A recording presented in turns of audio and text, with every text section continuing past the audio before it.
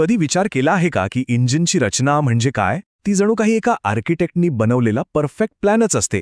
कागदावर सगळं काही अगदी अचूक. पण जेव्हा तीच गाडी प्रत्यक्षात रस्त्यावर धावते तेव्हा चित्र थोडं वेगळं असतं. मग कागदावरची ही परिपूर्णता आणि रस्त्यावरची कामगिरी यात फरक का पडतो? हाच तो प्रश्न आहे जो इंजिनियर्सना नेहमीच सतावतो. म्हणजे थिअरीनुसार जे शक्य आहे आणि प्रत्यक्षात जे घडतं त्यात नेहमीच एक अंतर, एक गॅप असतो. तर आज आपण याच गॅपमागची कारणं शोधणार आहोत. ठीक आहे, चला तर मग थोडं खोलात शिरूया. सगळ्यात आधी आपण थिअरेटिकल डिझेल सायकल म्हणजे काय ते समजून घेऊया.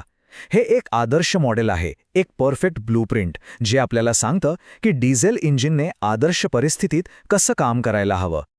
म्हणजे बघा, एका बाजूला आहे सिद्धांत, अगदी सोपा आणि सरळ, आणि दुसऱ्या बाजूला आहे वास्तव, जे खूपच गुंतागुंतीचं आहे. आणि हाच सिद्धांत आणि वास्तव यांच्यातला फरक आपल्या आजच्या विश्लेषणाचा केंद्रबिंदू आहे. चला तर मग आता त्या कारणांकडे वळूया ज्यामुळे खरं सायकल हे थिअरीपेक्षा वेगळं ठरतं. हे असे घटक आहेत जे इंजिनच्या कामगिरीवर थेट परिणाम करतात. आता ही गोष्ट खूपच इंटरेस्टिंग आहे. आपल्याला वाटतं की पिस्टनवर एकसारखा जोर लागत असेल, पण नाही, प्रत्यक्षात तसं होत नाही. ज्वलनामुळे दाब सतत बदलत राहतो आणि त्यामुळेच थिअरीपेक्षा वेगळे परिणाम आपल्याला बघायला मिळतात. आता अजून एक इंटरेस्टिंग कॉन्सेप्ट आहे, डिसोसिएशन. म्हणजे काय? तर प्रचंड उष्णतेमुळे काही रेणू तात्पुरते तुटतात. स्रोतांनुसार पेट्रोल इंजिनच्या तुलनेत डिझेल इंजिनमध्ये याचा प्रभाव कमी असतो, पण तरीही तो वास्तवावर परिणाम करतोच. कधी विचार केलाय, इंजिनला नुसतं श्वास घ्यायला सुद्धा एनर्जी लागते. जळालेले वायू बाहेर टाकणं आणि नवीन हवा आत घेणं, या प्रक्रियेत जी ऊर्जा वाया जाते तिलाच पंपिंग लॉस म्हणतात. आणि खरं सांगायचं तर हे कार्यक्षमता कमी होण्याचं एक मोठं कारण आहे. आणि इथेच डिझेल इंजिनचा एक मोठा फायदा दिसून येतो. त्यांच्या रचनेमुळे त्यांना हवा आत घेण्यासाठी कमी ऊर्जा खर्च करावी लागते. हा ग्राफ आपल्याला स्पष्टपणे दाखवतो की डिझेल इंजिन याबाबतीत पेट्रोल इंजिनपेक्षा जास्त एफिशियंट का आहेत. ठीक आहे, आतापर्यंत आपण थिअरीबद्दल बोललो, पण या सगळ्या फरकांचं प्रत्यक्षात काय महत्त्व आहे हे समजून घेण्यासाठी चला एका खऱ्याखुऱ्या प्रयोगाकडे वळूया, ज्यात संशोधकांनी पारंपरिक डिझेलची तुलना बायोडिझेलशी केली. जरा या ग्राफकडे बघा. संशोधनातून समोर आलेला हा पहिला महत्त्वाचा निष्कर्ष आहे. लाल लाईन बायोडिझेलची आहे आणि काळी लाईन पारंपरिक डिझेलची. स्पष्ट दिसतंय की लाल लाईन वर आहे. याचा सरळ अर्थ आहे की बायोडिझेलने सिलेंडरमध्ये जास्त दाब निर्माण केला. आणि ही वाढ किती होती? तब्बल 3.3%. आता हा आकडा कदाचित छोटा वाटेल, पण इंजिनच्या आत एवढा फरक खूप मोठा असतो आणि तो इंजिनच्या कामगिरीवर आणि उत्सर्जनावर खूप मोठा परिणाम करू शकतो.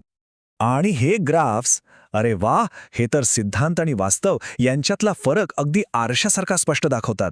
डावीकडे बायोडिझेल आणि उजवीकडे डिझेलचे निकाल आहेत. यातल्या तुटक रेषा म्हणजे थिअरी काय सांगते ते, आणि भरीव रेषा म्हणजे प्रत्यक्षात काय घडलं ते. एक गोष्ट लगेच लक्षात येते, दोन्हीकडे तुटक रेषा भरीव रेषेच्या वर आहे. याचा अर्थ आपलं थिअरीचं मॉडेल नेहमीच थोडा जास्त आशावादी असतं. ते जेवढा दाब निर्माण होईल असा अंदाज लावतं, प्रत्यक्षात त्यापेक्षा थोडा कमीच दाब निर्माण होतो. तर मग या सगळ्याचा अर्थ काय लावायचा? सिद्धांत आणि वास्तव यातला हा फरक समजून घेणं हे फक्त एक बौद्धिक काम नाहीये, तर हे इंजिन टेक्नॉलॉजीच्या भविष्यासाठी खूप खूप महत्त्वाचं आहे. मग हा फरक अभ्यासणं इतकं महत्त्वाचं का आहे? कारण याच अपूर्णता समजून घेऊन तर इंजिनियर्स चांगली इंजिनं बनवतात. ज्वलनाचा दाब कसा बदलतो हे कळल्यामुळे ते इंधनाचा अधिक चांगला वापर करू शकतात. पंपिंग लॉस कमी करण्याचे मार्ग शोधून ते इंजिनला अधिक कार्यक्षम बनवतात. आणि याच ज्ञानामुळे पर्यायी इंधनांसाठी उत्तम डिझाईन करता येतं, प्रदूषण कमी होतं आणि इंजिन जास्त काळ टिकतं. हे एक वाक्य आहे ना, ते या सगळ्या चर्चेचं सार सांगून जातं. जेव्हा आपण कागदावरच्या परफेक्ट प्लॅनमध्ये आणि खऱ्या जगातल्या अपूर्णतेमधला फरक समजून घेतो, तेव्हाच आपल्याला सुधारणा करण्याची आणि काहीतरी नवीन शोधून काढण्याची खरी संधी मिळते. आणि हा सगळा विचार आपल्याला एका महत्त्वाच्या प्रश्नाकडे घेऊन येतो. आता पुढची अशी कोणती अपूर्णता असेल ज्यावर आपण मात करू?